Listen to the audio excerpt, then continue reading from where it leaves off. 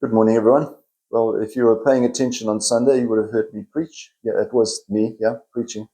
And a lot had to do with the Pharisees. And it's quite interesting how Jesus often found himself in the company of the Pharisees. Well, clearly because he himself was a rabbi, he was involved in the Jewish tradition and so forth. And so he did have full knowledge of the Jewish teaching. And we look then, therefore, at St. Luke's Gospel, what Jesus is telling us in chapter 14. He said, is it against the law to cure a man on the Sabbath? Is it against the law to cure a man on the Sabbath? Now, as far as the Jewish leaders were concerned, according to their laws, as I said on Sunday, they had managed to elaborate the Torah into 600 and something different smaller laws, or at least there were 613 in the Torah, and then they had to develop that even further. And so he said, is it against the law? You see, because people got terribly technical when it came to the interpretation of what was acceptable or not.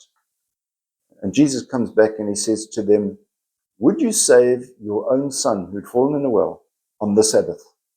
Would you save your own son who'd fallen in a well? So, well, no, if you did, then you would actually be working, and that was really against the teaching. So then you're going to let your son drown? No, you're not. You're going to pull your son out of a well. So, he's kind of challenging them in terms of their overemphasis on the mechanisms of the rule, rather than looking at the importance of the rule itself. And I think within the church these days, sometimes we have misinformed rules, if you like. Some people who maybe don't know all the rules completely, and yet they'll stick by them. For example, there are people who believe that divorcees cannot receive communion. That's not what Jesus says, and that's not what the church says.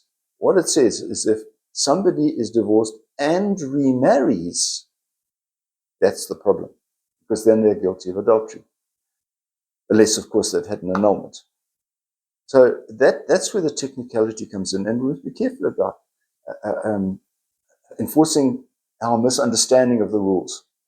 Sometimes we also hear people sort of saying, well, church teaching is out of date, that we need to get with the times, and that sometimes comes around to, you need to go to Mass once a week. Yeah, but any day of the week that you choose to. That's not true either. So we need to be really careful that we understand the rules and why they are in place, and make sure that we are totally in communion with the church that we claim to believe. Have a wonderful day. Enjoy your weekend. We'll see you again. God bless. Bye-bye.